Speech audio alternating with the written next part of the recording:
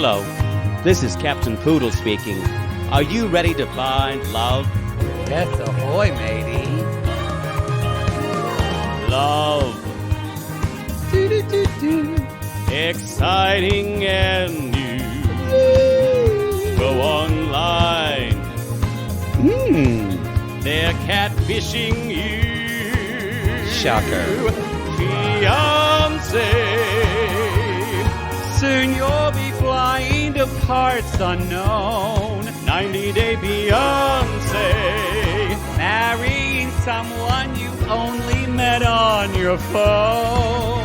Be they French or Chinese, a brand new K1 visa's the key. Ooh, the key to what, Poodle? To love. It's reality, yes, let's love.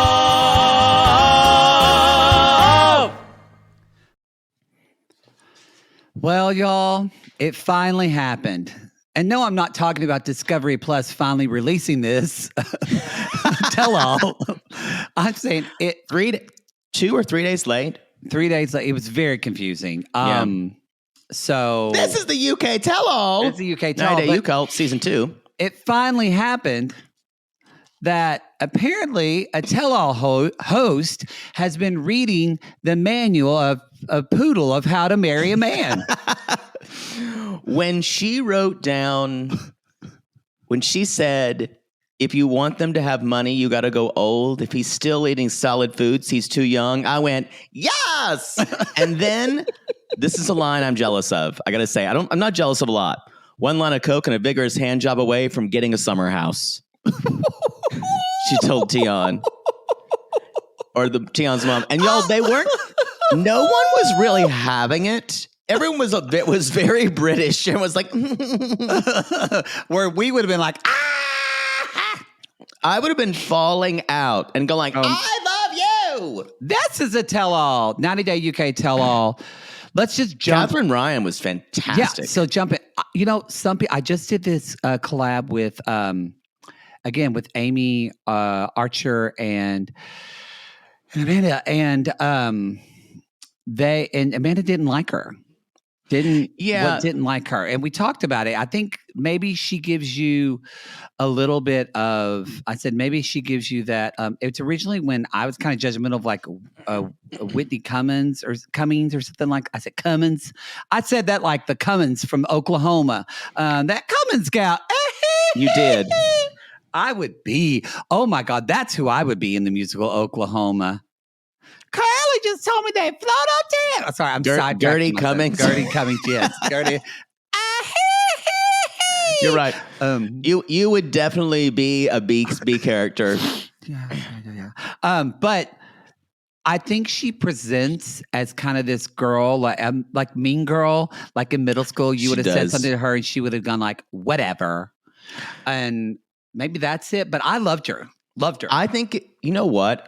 I understand if you are treating this show as a documentary and everything is real and everything that is presented is not for shock value, then you need a Sean Robinson.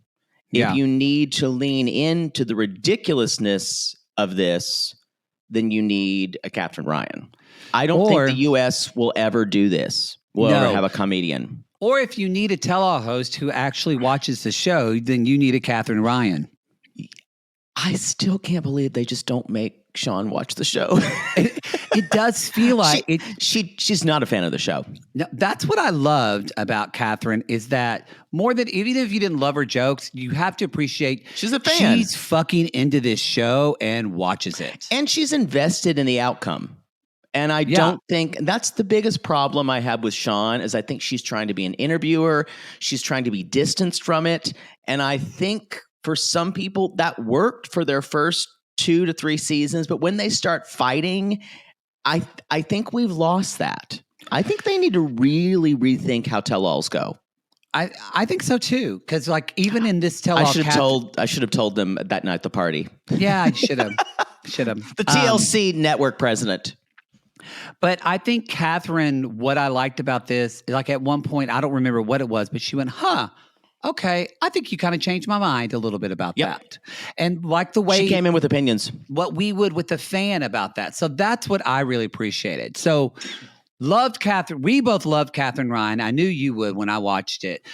What did you think of the tell-all in general? Did it accomplish what we say tell-alls are supposed to do? No, this was a dud for me. Complete content-wise, it was a complete dud for me. Why? This feels like English people trying to make American reality TV in that style. They do their own version really well. And it didn't, I think they were trying to interview, but they didn't know how. But they wanted to kind of keep it somewhat Graham Norton. They had people shimmying to the couch, which I enjoyed. I did enjoy the hot seat. I kind of wish, I just would love to see like Sean say, Libby and Andre, time for the hot seat. And Andre goes, don't want the fucking hot seat. But that's the camp of it. And I liked that, but content-wise, there was nothing. I feel like Katherine tried to play hardball sometimes, but they weren't giving her anything. And the cast was more involved with what happened through DMs or something like that, and it was a personality clash. And so I don't think we ever really got anything past surface level. And that's what bothered me. What did you think? I could see that point. I think I liked it more than you. What did you like? Kind of the things that I said about Katherine. I liked the hot seat, the camp of it. I liked that there were some couples that I felt like I got a better understanding of Marcy and Michael. And I actually felt like I understood them better, and I actually really liked them. It changed my opinion of them. What did you find out? Joe, just the relatability one. And also when we'll talk about it within the tell-all, but just kind of hearing Mercy's experience and again, I don't want to get into all what we're going to talk about in the tell-all, but I think that too, that they just seemed it's different too. Some people do well in tell-alls because they feel like they can be more themselves in a tell-all. Yeah. And so I felt like we got to see more Mercy and Michael being themselves. I agree with you for that couple. I don't think anybody else. No, but there were other drops that Estelle just doubled down on Estelle. But that's what I'm saying. I didn't like all the infighting of high school shit. I didn't like any of that. I just don't think they bring in other people. They brought in Tion's mom, but it didn't do anything because they just said the same exact things. The only thing that solidified is that Tion's mom is just as horrible as Tion. She is a fucking harpy. She's a fucking horrible human being, and that's why her daughter is such a just gross piece of humanity. You could tell. And David is a simp. I kind of think he is.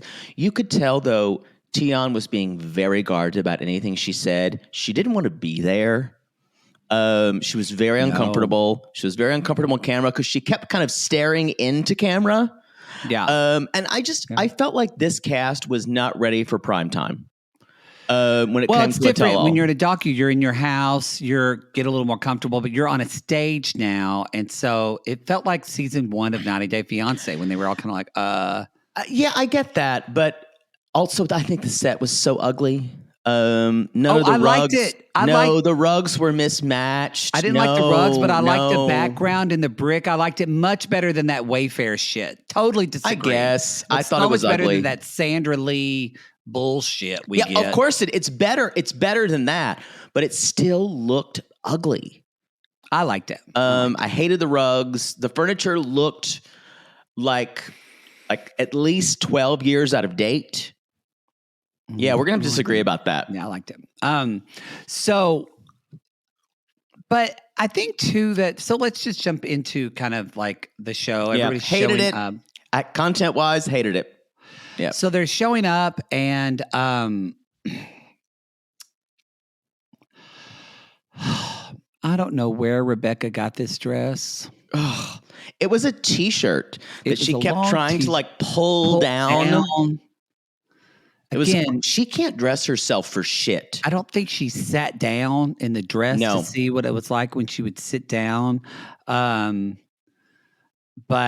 yeah, so I don't even remember how everybody else. It's been so long since I watched this. There was actual hair and makeup. I said that's true. There was. You could see them actually putting on makeup, which I think it'd be nice to see them doing that for other people. I think it would make us feel like it's an actual TV show. Yes. I think it would be nice to have that, like someone doing that for Sean, someone doing that for some of the other cast members. They're already talking shit about each other. We find out Estelle has big issues with Mert. Rebecca. Does Estelle have problems with Mert or Shane? I was confused. Well, she said in the beginning, I have very big issues with Mert. That's what she said. That's Rebecca. No, Estelle said that. I wrote it down. Rebecca did too. But Rebecca I wrote down Estelle has issues with liking Shane. Yeah. So, I mean, I guess they have issues with everyone. And okay, like Robert's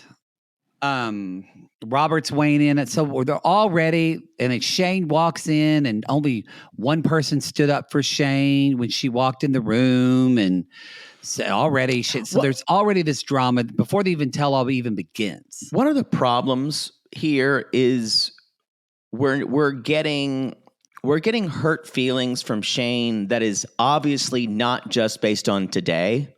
Yeah. And I get that they couldn't show. I would have loved some fucking screenshots. I don't know if that was out of their budget. Yeah, I would. Or too. What? I just don't love it when this became the focus of the tell-all instead of digging into information about their lives. There was no digging. Yeah. There was no digging. And that's why this was a disappointment for me. So should we just get into Rebecca and Christian? Yeah, let's just get into it. So so they're in the hot seat. They're watching everything back.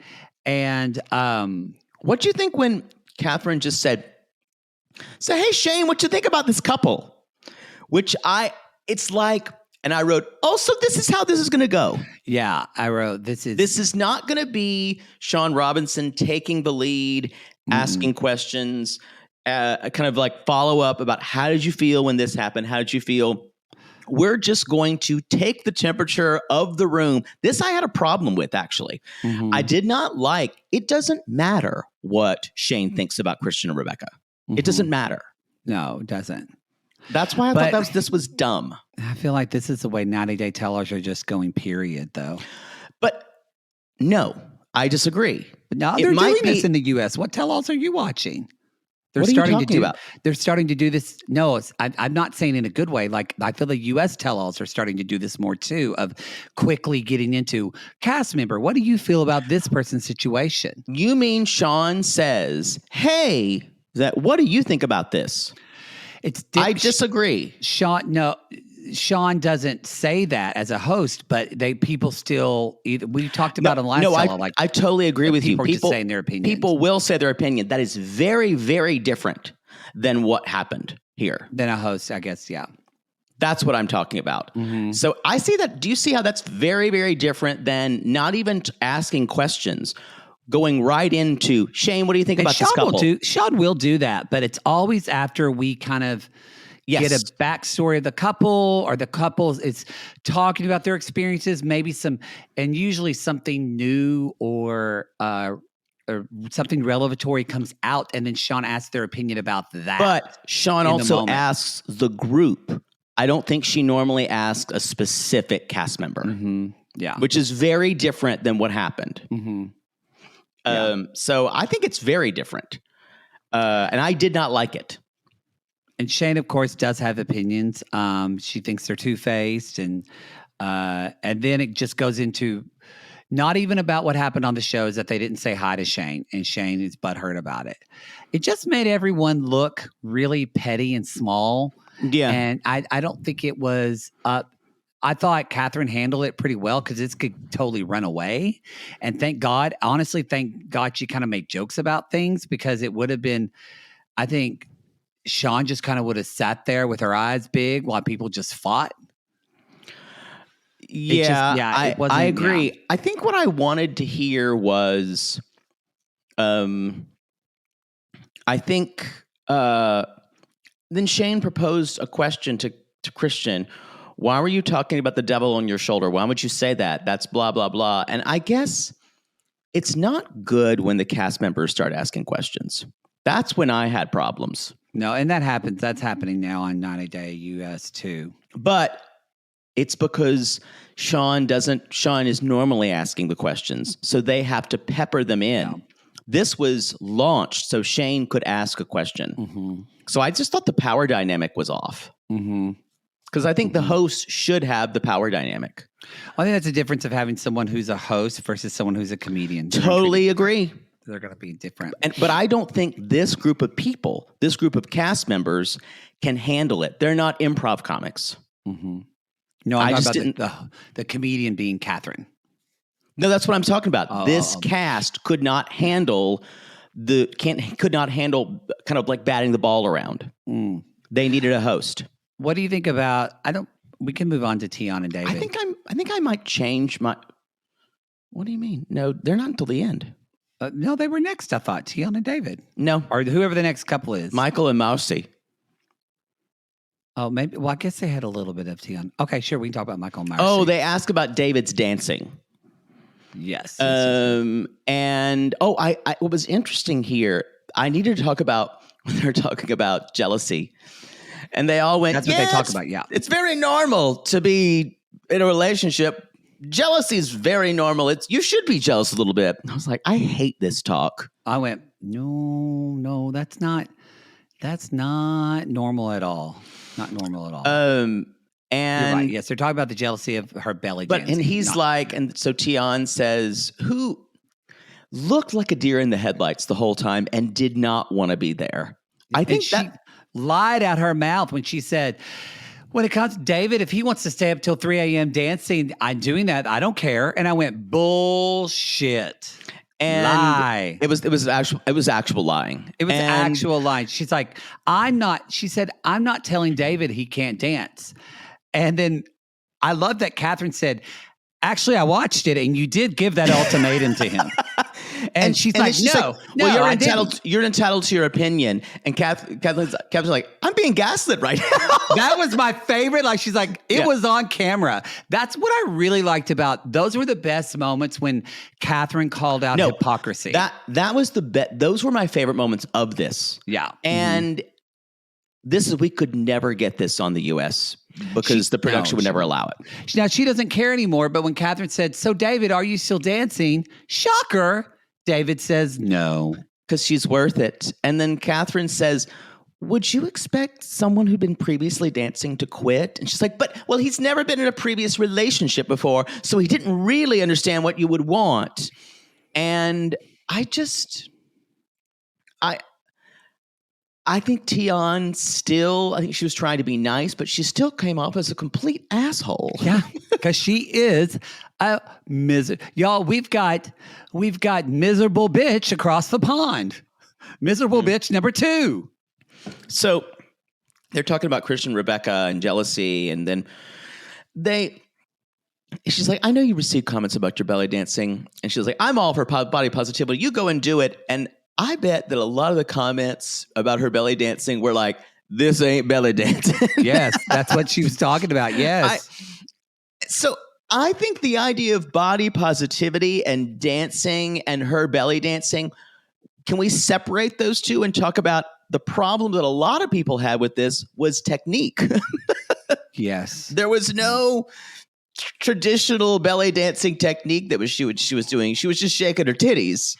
Yeah. I think that's what our problem was. We didn't have a problem with her body. No, I don't have an opinion about her body. So Anyway, they've applied for their spousal visa and they're going to go to Argentina. And he wants to be a firefighter. And I looked her saying, I look forward to the calendar. And that was literally the first thing that I thought of. And I went, oh God, you were the same. You were the same.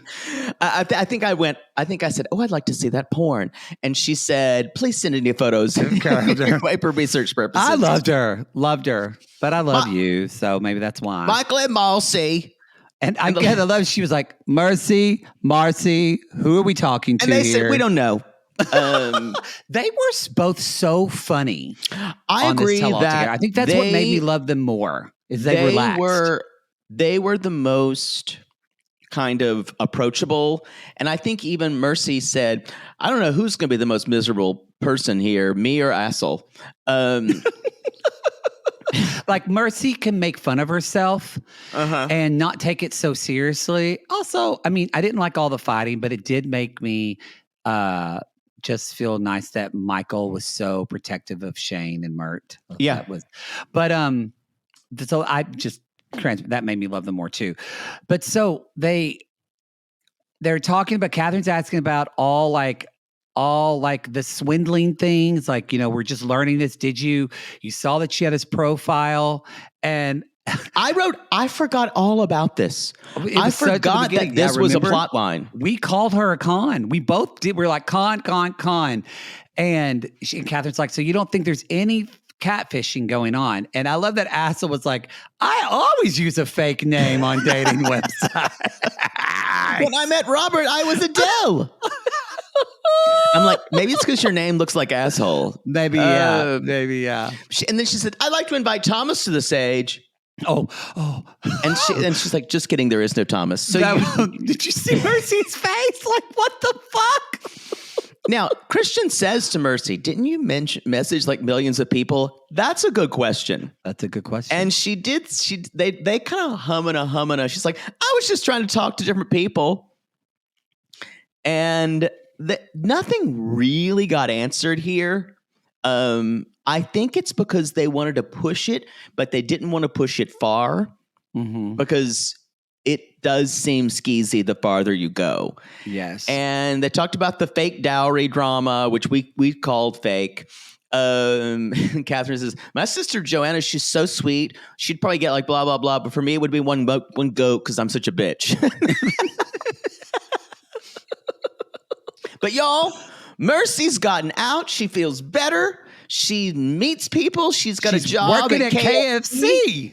And I should give her Grandma Hazel's coleslaw recipe. But all I've got to say is it's probably because it became spring and you don't have seasonal depression anymore. That's true. Mercy just put like a quarter cup of sugar in that coleslaw. That's what Grandma Hazel did, and everybody's going to love it more. She just added sugar? Yes. You don't add that much sugar to the slaw. Well, they're fixing a big, huge batch. Yeah, but like, we don't have time for this. No, it's so interesting. Like some coleslaw, where I grew up, coleslaw was you put just a pinch of sugar, and people would complain if the coleslaw was too sweet. Yeah, not Grandma Hazel. I feel like the most disappointing thing on this whole tell-all was Louise and Jose weren't there. I need to know why they weren't there. I do too. They're on a couch in their home. I will say, I don't know, what is it that Louise has? She has why she's on disability. Fibromyalgia. So maybe she had complications with that because she literally looked like the living dead on that couch. She looked exhausted. And I don't know how recent the baby was born. I wish they would have said you had the baby last week, and then I would have been like, okay, got it. They did not explain why they weren't there, and it was very weird. I love you, chicken baby. So he's like, he loves being a dad, protect baby. Oh boy. Jesse getting recognized. He says, all I can do is be a good role model. And Christian said this about Jesse, and it was very obvious. Y'all, Jesse is literally just rolling his eyes during the interview. And Christian even said he does not want to be there. No. And Poor Jesse. They do ask, is Jose pulling his weight? And he's like, it's gotten better. Some things could be improved, like getting a job, which I don't think he can work yet. But no, because he made it just in time. He did see the birth, Yeah. y'all, just in time. And everyone asked, I think Michael and Mercy said, this is far too quick to have a baby and provide for the child. And Louise said something that either made sense. She wasn't going to engage, but she said, as long as we're not hurting anybody, it's fine. I wish you everything. I wish blah, blah, blah. And Christian's like, after all, she's not getting any younger. And they're like, I mean, yeah, when Christian said, I get it. She's got to have that baby. It's now. Literally, Christian said, it's now or never. And everybody, you see Shane just go, fuck. If he would have said that about Shane, and Shane would have she would have came up off her chair and beat the shit out of him. So y'all, he's got a visa and sings in Spanish, and that's it. And Louise says to everyone, I wish them the best. I hope everyone gets the love that they deserve. And Robert Tion didn't even realize that was shade. Robert and Essel. Shane's like, I'm not clapping. Which I kind of love that pettiness. No proposal. They're still together. But Essel says, it's not cultural to say I love you very fast in Kazakhstan. If I say it, it will be real. And spoiler alert, y'all. The interesting thing here is, y'all, she was able to create plausible deniability. She's a professional. Yeah. This woman is going to get what she wants because she came off, even though she came off cold, you kind of understood why she would do things. Mm-hmm. And Assel said this, this was very smart of her. She said, we don't get along because, talk about the daughter, Arwen, because Robert shares his problems with me and between her, and I go into protective mode, and then he shares our problems, and then she goes to protective mode. I went, that makes complete sense. It's Sean telling. I'm going to add that it does make complete sense. However, it would make complete sense if these were 3 grown adults. But this is a 16-year-old child. You need to be the adult. Well, I agree with you. He should not be telling his 16-year-old daughter about problems with her either. He shouldn't. He should be telling her, and she should say, she should be a fucking adult and go, oh, wait, maybe she's a young kid and just she's going through her process and I need to step back. Totally. I think they're both shitty. I agree. So they're talking about finding clips of his on his phone, and Shane says, don't go snooping on your partner's phone sneakily. And I looked at Shane, did say, why are you with him? You don't like his dog, your house, nothing. And that's true. Shane was right. I think Shane was dead on when Shane said, what do you like about him? Because we say this all the time on the show. We haven't seen that. We haven't seen. And she's like, well, he's kind. He's a great father. And then Assel says, and he wants to change and I'm helping him to change. He wants to change for himself, and I'm happy to change. And I said, spoken like a cult leader or a Nazi. Yeah. So then there's click talk. This idea of between Assel and the Mean Girls and all this. Yeah, and Mercy, and then she sent a message to Mercy about Shane, and Mercy told Michael, and Michael told Shane, and Mert's like, why are you opening drama? You're making a bitch team. and that's where Shane says, I think you're a bitch. And everyone goes, oh. And it's like these people don't say the C word on television. And like everyone's like, oh, name calling. And Rebecca goes, how dare you call someone? I would never call someone names. I'll just be passively aggressively bitchy to them the entire time. All of a sudden, it was the Polliner Alfred commercial with the guy saying, please pass the jelly. What? We've talked about that, and you had never seen it, right? We had never seen it. Yeah. I got to say, I don't get all the drama, but you guys, at least Shane fucking remembered that she's on a reality show and fucking call it out, and at least call it out and talk about it and not try. I think you said this earlier. The rest of them were trying to save face. Yep. And I love that Shane was like, this is bullshit. Call it out. And like, no, she was the only one being real. Only the stage. one being real. Only one, 100%. Totally. Because guess what? Assel is a bitch, y'all. She's a bitch. And what's interesting terrible. is even you could tell even Michael and Mossy were trying to be diplomatic. It also, they didn't bring this up, but it may, yes, Michael and Mark, they were trying to be diplomatic, but at the same time, you could tell Michael kind of drew the line that it did seem cruel.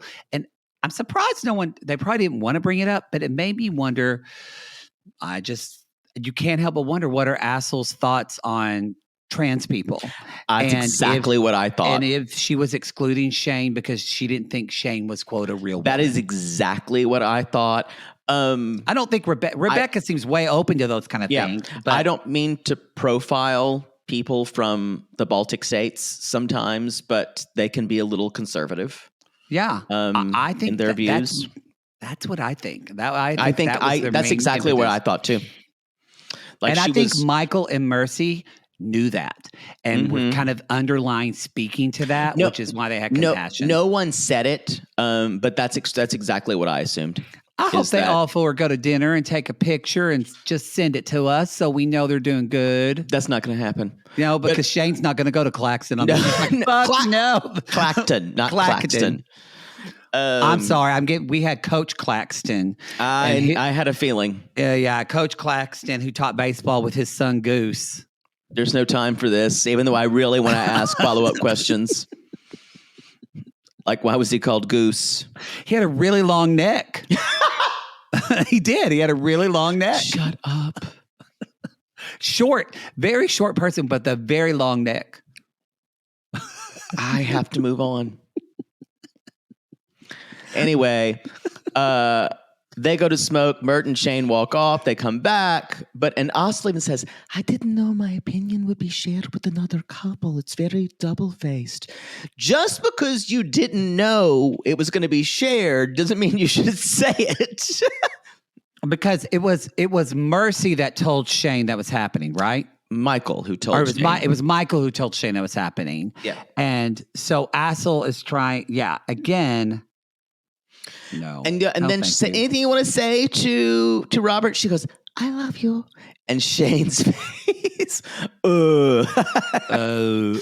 Shane, if you're listening, I would do the exact same thing. I would be pulling faces like that shit. And the way Shane is acting about this, Shane even said the B word. She said, I've been bullied by people before. Yep. Y'all, I think this is 100% trans bullying. 100%. Yep. I feel like it is too. And so Shane comes back and she says what everybody says on a reality show when someone actually made them leave because they pissed them off, and they come back and they say, you're not making me leave. We've all done that. We've all done that. You know, where you get angry and you're like, I'm leaving. You're making, and then you come back. You're like, no, I'm not giving you the satisfaction of making me leave. The next thing we get is they took a little break, but we are going. There's no Katie and Alejandro, and I just want to say we all rolled our eyes when Asel says "I love you," just like Shane. Oh yeah, totally. Blech. Sorry, go ahead. So later on, we do a Where Are They Now. We're going to do it at the end, I believe, because we have a more comprehensive. Well, we won with Katie. We do have a big, we should have said this, y'all. Mary, Cole, and Sissy Detective did some deep digging, not on all the couples, but we do have a Katie and Alejandro huge update that dropped on social media this week. Just recently. Yeah. From Katie's I almost Instagram. think like 2 days ago. Yeah. So hot news. So we'll skip the Where Are They Now right now and go straight to Richard and MR. Richard and MR. This is interesting. They bring back someone from season 1. I think it's because we didn't have a couple. I think it's because we only had. Yeah. Maybe they were already going to be there, but I like that they did. I did like that they gave us an update on where the season 1 couples are now. Mm-hmm. They don't really do this 90 day here. It's too all. That would take forever. I think a lot of it. I think the US version kind of says, if you don't want to have anything to do with us anymore, we don't give a fuck about you anymore. Yeah. Like, in other words, if you don't want to do the show, we don't give a fuck about you. You're dead to us. Yeah. I think that's the way production works. I think this was an attempt to, it's just a different kind of look. It's a different way of a production company handling it differently. Yeah. Because this is not the same production company if you didn't know that. No, but I like from last season. So you said we're not going to talk about those now. Are we talking about the season 1 update? Where are they now? Honey said we're going to do it at the end. Yeah, that's we're what going to do. Okay. Yeah. They're talking about Richard and Emma, and nothing is really new. When Katherine said, "If I didn't live here for a year, Emma, I would need subtitles for you." But so we'll skip them for right now. But basically, Richard asked a couple of questions, and Richard questioned, "Do you love Michael Mosey? All I saw was negativity. You should be nicer to him." Can I say, I do like Richard. He's supposedly really liked. No, I really liked him. I know Blighty Day said he's really, really nice. Yeah. And I do end up really liking him. And also, really kudos. Did you notice he was wearing the pride flag? I did not see that. Yeah, on his suit, he was wearing the pride flag, specifically the pride flag with the trans and black and brown. I forget the newest version of the pride flag. I did not see that. I thought, what a statement, especially having a trans person on the show. Good for him. Yeah, I just that's wonderful. I loved seeing him. He's still kind of gross, but I was fine. He's funny. MR, she's still. We'll talk about her. What happens later? She's kind of shocked we can talk about to her be now there because she was there. Let's just talk about her now. They're still together, and Katherine asked about the phone call and the wedding. She's like, "Well, he wanted to include his mother in the wedding, and that's why he answered." It still felt weird, though. It still felt weird. But y'all, they're still together. Emma and Hossein, they're still together, which means we could get them on another season. So that's what, to me, having those 2 people on season 1 meant we're probably going to have those 2 people on season 3. Possibly. That, yikes. I think they will stay around maybe with the franchise. Tian and David. Her mother is here. Is anyone excited? She's happy now because she got the ring she wanted. And the reason why David can't be there is his visa got rejected, and they're going to wait for the spousal visa. They're going to wait for the spousal. And David had to move in with his grandmother to pay for her fucking ring. Y'all, had to move, even though he makes good money as a math teacher, moving in with his grandma. And Mom's like, and I'm proud of her because I would have done the same thing. And later on, and she said, he was talking about this, the proposal with the fake ring, and she says, he's like, well, she could have said no, and that was my ultimatum. If she wasn't in love with me, she should have said no to the ring completely. And I went, yeah, but still. And even Katherine went, yeah, but she still was awful about it. She still was, even Katherine's like, yeah, but the mother was so, no. God, she was so horrible. I never want to see these 2 people. No. It's interesting. I understand the idea of creating a villain. I understand the idea of it. I don't understand the idea of creating a villain without motivation. I don't understand. Again, she's like a Disney villain. She's mean to be mean. But at least with Disney, villains are fun about it. Yeah, she's not fun about it. Oh. And you kind of understand Danielle, miserable bitch, aka Dog the Bounty Hunter. You kind of understand why she does what she does. It's and she's good at it.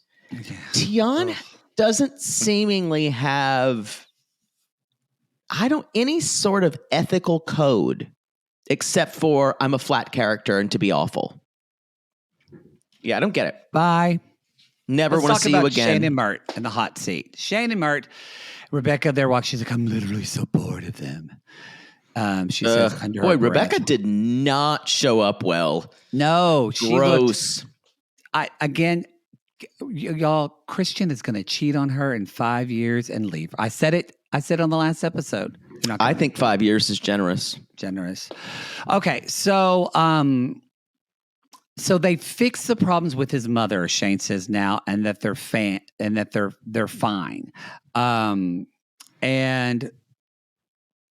Rebecca even says they were talking about his anger issues, and it's so interesting that I feel like no one mentioned Christian screaming at Rebecca. No, that didn't get talked about. And it's kind of weird that they all worried about Mert's anger issues. And at least Rebecca said, I'm going to defend him because this anger is cultural. So apparently men in Turkey just scream. Well, she did defend it. She's like, because I'm really not a bitch. And Katherine said, I believe it was stupid, bitch.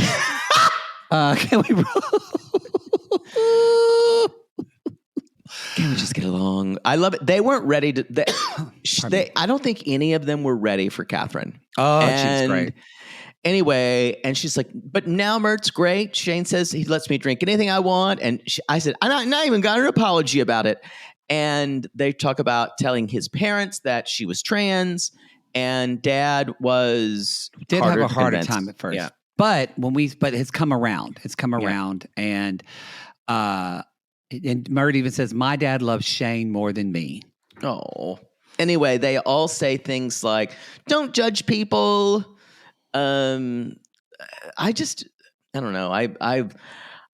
I did not like this tell-all. Well, Katherine says, this is your last chance. Anything you want to say? And Christian says, don't judge people based on TV. We're all human beings. I think we're all good people. And I went, did you see Estelle and Tion? And then immediately Shane says, what I saw on TV is the same that I saw with people today. And Katherine was like, well, that's it. That's it. Shane got the last word. Well done. Well done, everyone. She said, and if your relationship goes up the shitter, give us a call. I think that's it. Do you want to do the Where Are They Now? Sure. Okay. Sissy Mary says, this document will take about 9 minutes and 45 seconds to read, or almost the length of one Oklahoma story. Thank you for that shade, Sissy Mary. Yes. That's a short Oklahoma story. That's a short Oklahoma story. Katie and Alejandro. She wrote a lot, y'all. And just for time's sake, we're going to, Poodle has an appointment. Don't ask what type. And he said, we can do the rest of this afterwards. And I said, we are not spending more time on UK when they fucked us with our schedules. So we're going to blaze through it. The only returning couple from season 1, we saw them last. They were getting married with a wonderful celebration sponsored by Murphy's Law as it rained. And it's previously on the podcast we reported, and they said before they are not together. But Katie just dropped major tea the day before this recording. It's all on an Instagram post. And she said, I once said something on TV. How can you love someone that you never met, but it feels so right? Wow, now I finally know the meaning of what that means. She is pregnant. She is due in early 2024. She went on to say that she's amazed she kept this secret for so long, and her family is excited and feeling weird about the whole thing. Here's some other things that she shared in the comments. So what now? Well, it's all about my sweet little baby now. I battle with guilt on a daily basis that they aren't going to have the family they've always dreamed of having. However, what I'm realizing is that I'm more than enough for the baby, and my love is good enough. My love is worthy. 2023 has really tested me, but this baby is my purpose now. And they ask, are you okay? And she says, I know a lot of you will genuinely care and want to know if I'm okay. And I'm going to be honest with you. Without my family, friends, therapy, and dialysis work family, that's where she works in a dialysis clinic, I don't know where I'd have been. And it's very hard admitting you're struggling, and I'm glad I spoke to people about what I was experiencing. I want to highlight mental health should always be taken very seriously. Constantly worrying about the future is my biggest worry and the leading cause of my anxiety. But as my therapist says, you have to bring things back to the now. I'm so glad she's in therapy. Mm-hmm. Therapy and the support from people close to me has helped me, and now I'm feeling a lot more confident in doing this journey as a single mommy because I've had so many role models around me. They ask, is Alejandro the baby's dad? She says, yes, he absolutely is. Our baby was conceived 6 months into our marriage whilst living in Mexico together. We found out together in Mexico when I was early on. was the baby planned? Throughout our entire relationship, long distance, engagement, marriage, we spoke almost daily about having a child together, and it was always a dream of ours to have our own little one. As much as we knew how much we loved each other, and we knew how so much love to give. The baby wasn't planned yet, as obviously we wanted to wait until visas were sorted before bringing a baby into the world. However, I strongly believe some things do happen at the right time, and this baby has helped me so much. Oh, this is the kicker, y'all. Is Alejandro going to be part of the baby's life? Unfortunately, the answer is no. Oh, Jesus. 100% his decision. She says this is 100% his decision. I know I got some backlash over not speaking about Alejandro and blocking his name off my grid. This was to prevent people from trolling him and ripping him to pieces, not because I was being immature. I'd actually say I've dealt with things very maturely, even with the whole world on my shoulders. I can't speak on behalf of Alejandro, but I will say he decided a long time ago that he did not want to be part of the baby's life and has not changed his mind on it. I can confirm he's not spoken to me since I left his house in Mexico. God. I mean, this makes sense because we felt like when we did see them, we saw a different Alejandro this season because he knew that she was pregnant. So Katie, really? I thought this was after. No, she said married. She got pregnant in Mexico while she was in Mexico. So, no, either way, I assumed they got pregnant even before they got married. So she was living in Mexico together, and then she went back to England. Then they came back for the wedding. I think. I don't know. It's not clear. If you're right, maybe it's after. Anyway, we genuinely mean this, not in the Sean Robertson way. We wish Katie the best. Oh, it makes me very sad. Y'all, Bridie and host, not together. Good host, call me. Ooh, they split up after the show. In June, she posted a picture of a new relationship, but she's deleted that. And now appears she's single again and claims that she and host are still friends. Host looks like he's doing okay. He's a little soft in the middle now, which I prefer. No. He appears to be single or at least not in a serious relationship. Fuck, he looks hot, like he can fuck in a backwards hat. Hot. Look at him in that backwards. But sissy Mary detective did that on purpose. Calm down. Keep going. Callum and Marvin still together and maybe married. In season 1, Callum from Scotland was looking for love. Dissatisfied with the dating pool in his small village, Callum logged into an international dating app and met Marvin, a world traveler and assistant HR manager at Club Med Exclusive Collection Resort. Despite the ups and downs, Marvin proposed to Callum at the end of the season, and then their love story sort of fell off during season 1. That's true. We never saw them. Now, Mr. and Mrs. Larame, Marvin's last name, or Mr. and Mr. Larame, are doing great. They refer to each other as they're often online. They recently took a trip to the Seychelles together, which is where Marvin is from. And it's also the resort Marvin works at. They traveled to Japan together, and it looks like back and forth from their homes, keeping a committed long-term relationship. Apparently, Marvin was in Dubai around Labor Day and Netherlands just before that. Despite their postings about sharing Marvin's last name, I've yet to see a wedding photo, and there is no way perfect skincare and long-haired Callum isn't showing off a dramatic wedding look for the world to see. If they're married, maybe it's only paper for travel so they can have a big wedding. Callum's mom is in the picture and very supportive. Callum also just met up with Katie for Thai tacos in Edinburgh as well. She needs a gay friend. She does. And there's pictures of him. I'm happy for them. Emma and Hossein. Emma! So Emma, is an older woman who manages a Persian takeaway restaurant and met younger 35-year-old bodybuilder from Iran on social media. They actually met 6 years ago and met in person once previously in #Bodrum. Reports say they're still together and possibly in the same confusing quote, why are these two people moving forward with this situation? The last photos of them together are from October 2022. She is nowhere to be found on his impeccably portrayed Instagram profile. Oh, honey. She said, #beard. Wow. If you look, she posted like his model walk and a thing of him working out. He's just, oh man, he's So do she. He is walking down a stairwell posted last June with the wedding hashtag, walking over a mat that translates, keep your distance for your health. This is the same outfit he wore in his wedding episode, so it's possible this folder is older than last summer. Here's a reminder of the outfit and Emma's. I've made a huge mistake face during that one phone call that would even embarrass Mrs. Bouquet. That's from Keeping Up Appearances. You've never seen it. No. Hyacinth Bouquet, darling. Here's a little Facebook official marital status, but let's know he has more than one Facebook account. So that's all you need to know. That's all you need to want.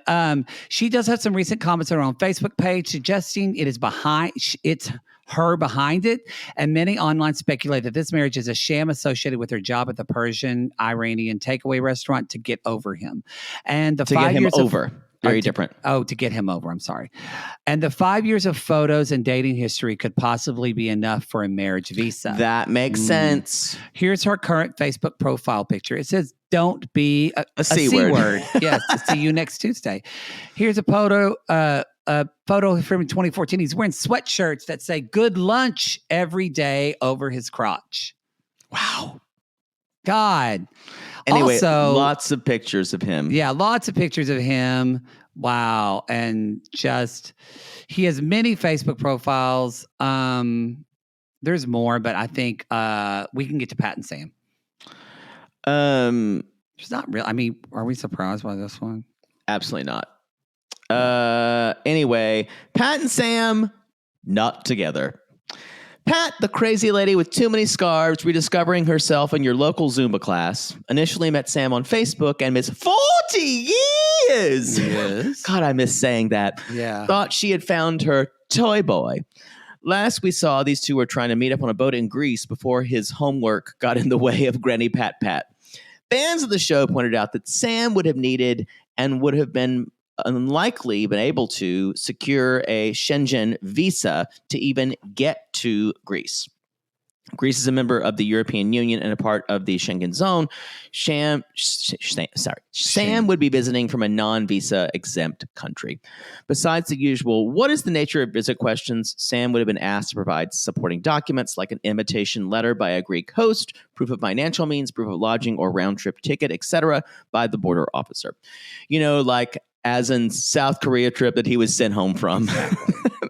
Sam would have also had to get 2 different passport photos, copies of previous visas, travel health insurance, proof of accommodations, proof of all of these things for civil status and cover letter. If Granny Pat was footing the bill, it would be unlikely he could provide sufficient evidence. There are even other supporting documents proving his student's status and employment status that they could demand before entry. They would have been even more paperwork if he and Pat had deported from one of the Greek harbors for transit by boat to a neighboring area, including a physical and valid seaman's book. Oh, my. Read that book. These two keep an extra low profile, and the word on the curb is she recently called the whole thing off. I was unable to find their profiles along with most of the internet. Okay. All right. Let's do Richard and Kathleen. As we already know, not together. When we met Richard, he was a runner of the Pop Quiz Empire. Remember, he had the one nudist pub trivia night, y'all? That was him. He was looking for a partner that doesn't mind picking up my socks and had a son. There was also a bit of that unfortunate camel toe tattoo, y'all. Richard traveled overseas to visit Kathleen in an effort to win her family over. However, upon his return visit to the UK, she ended the relationship via text, which we did see on the show. Sorry, I don't know what to say. Her text message said to Richard, but I'm not happy anymore. In September 2022, the dad of one confirmed the split from Kathleen when he shared a meme that read, "You're single, I'm single. You know what that means. Nobody wants us." Wow. Followed by the hashtag single and ready to mingle. Richard has parlayed his appearances on the show into a digital creator brand. However, he still works. Kind of what he wanted. Yeah, he's good at it. However, he still works a sort of event setup tech support job to pay the bills. He and Alfie are still getting on all right. Oh, that's a cute picture of those two. Richard's handsome. I think he's cute. He is.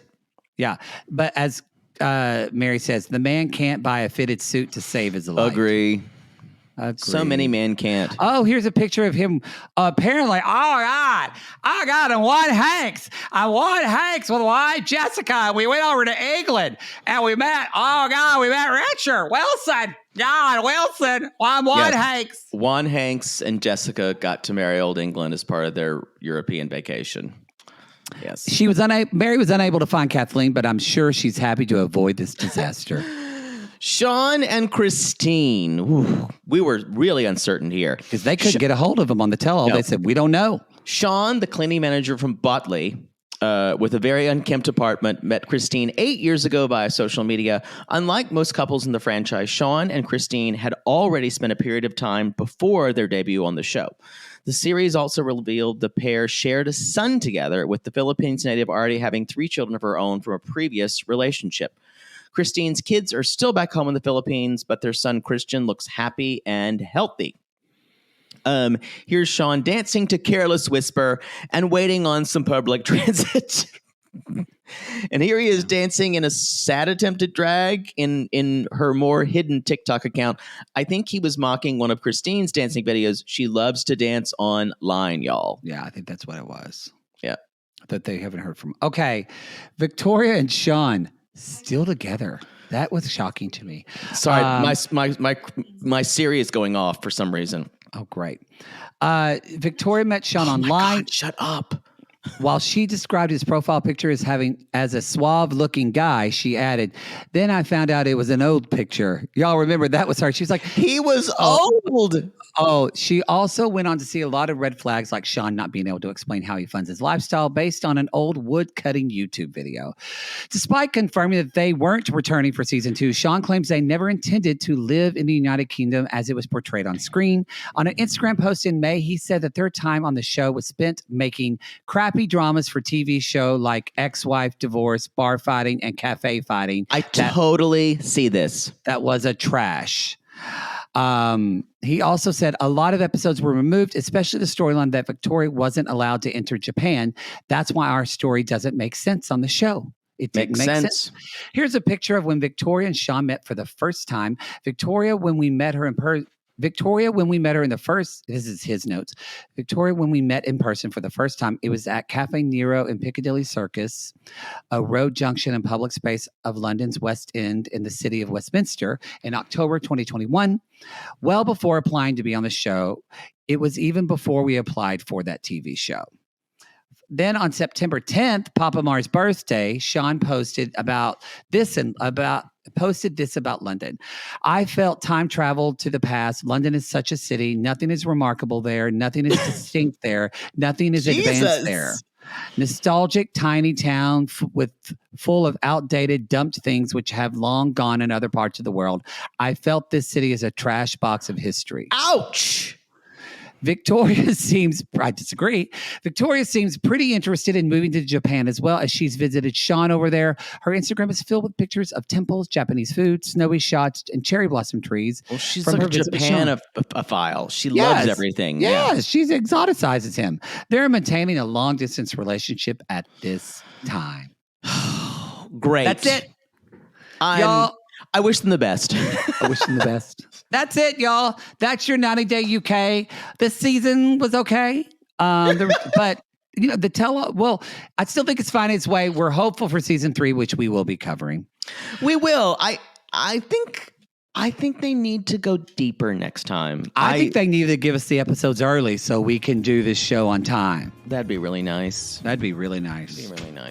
All right, everybody. We call these lads and lassie lonely hearts because aren't we all just lonely hearts from across the pond looking for love and attention wherever we can find it in the most wrong places, Poodle? Yes. Do it in the accent. Yes. And just know, if you go to show up on stage, wear a tiara because then everyone will know you mean business. Well done, Shane. Well done.